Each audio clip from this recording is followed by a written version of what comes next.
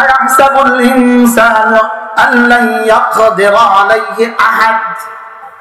দুটো শব্দ, এরপরে কি বলে? ও কি বলে? আল্লাহ পাক কি বলে? মানুষ কি বলে জানেন?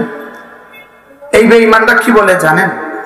আমি না, আমার অনেক মাল আছে, আমার অনেক মাল আছে। এক শব্দ বলে আমাদের অনেক মাল আছে। যেন আমেরিকার এক শব্দ আমাদের অনেক মাল আছে, আমাদের অনেক সম্পদ আছে। ইসরায়েলের এক শব্দ আমাদের কাছে অনেক ক্ষমতা আছে। ভারতের এক শব্দ আমাদের কাছে অনেক বাহিনী আছে। আছে না নাই বলেন?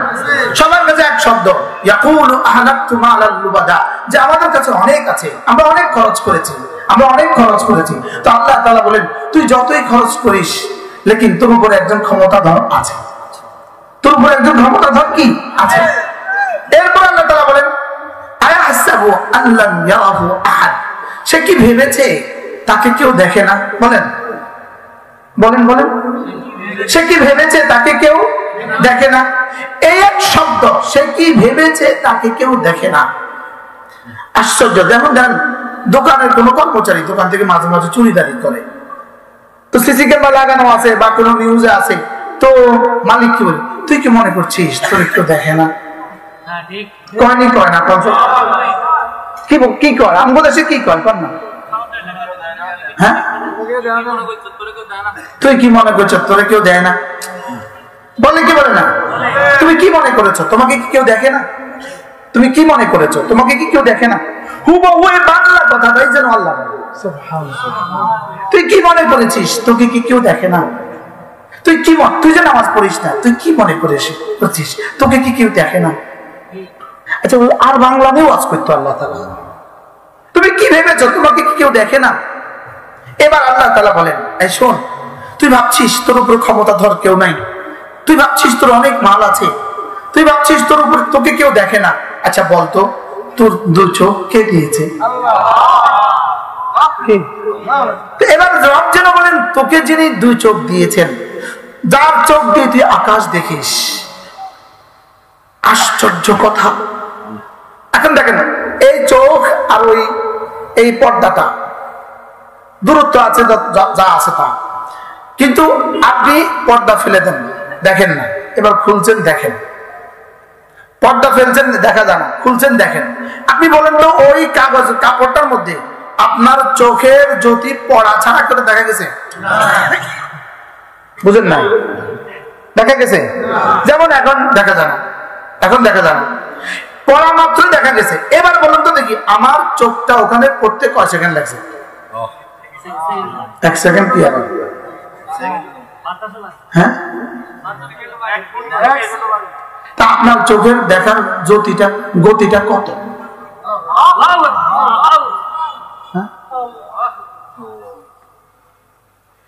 চোখের দেখা, চোখের জ্যোতিটা কত, গতিটা কত? যেমন আমার শব্দ, আমি এখন ওয়াজ করছি, আমার শব্দ আপনার কানে পড়ছে, কিন্তু আপনার কানে পড়লে আপনি আপনার ব্রেনে বুঝেন, এখান থেকে গিয়ে এখান থেকে গিয়া এখান পর্যন্ত গিয়া এখান পর্যন্ত বসে। সুবহানাল্লাহ। পুরোটা কাজ করতে কত সেকেন্ড লাগে?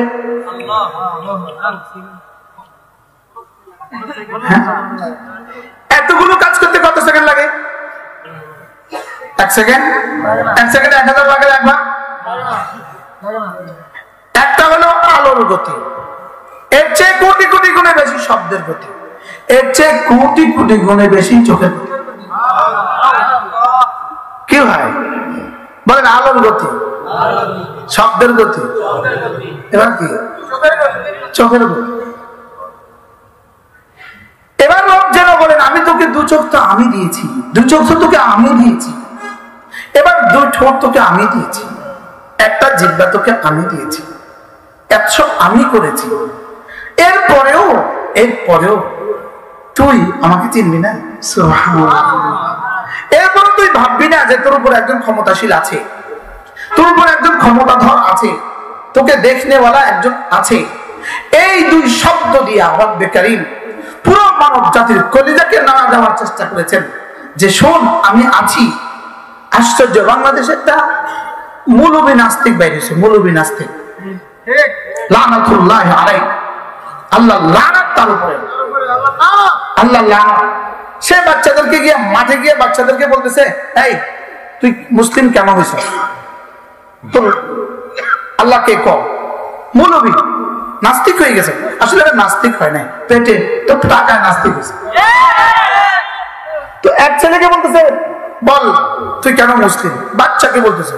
বাচ্চা জবাবে বলতেছে, আচ্ছা বলেন তো গাছের গাছে ডাবের পানিটা কে দিছে?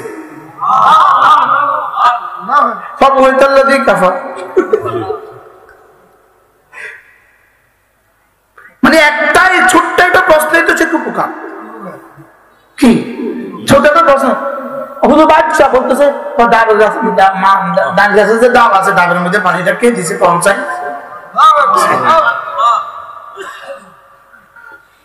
বারহাল এদের কপাল পোড়া, এরা কপাল পোড়া। আল্লাহুম্মা দিনা ওয়াহদি বিনা ওয়াহদিন নাস জামিআ। আল্লাহ আপনি আমাদেরকে হেদায়েত এবং ইস্তেকামত দিয়ে দেন।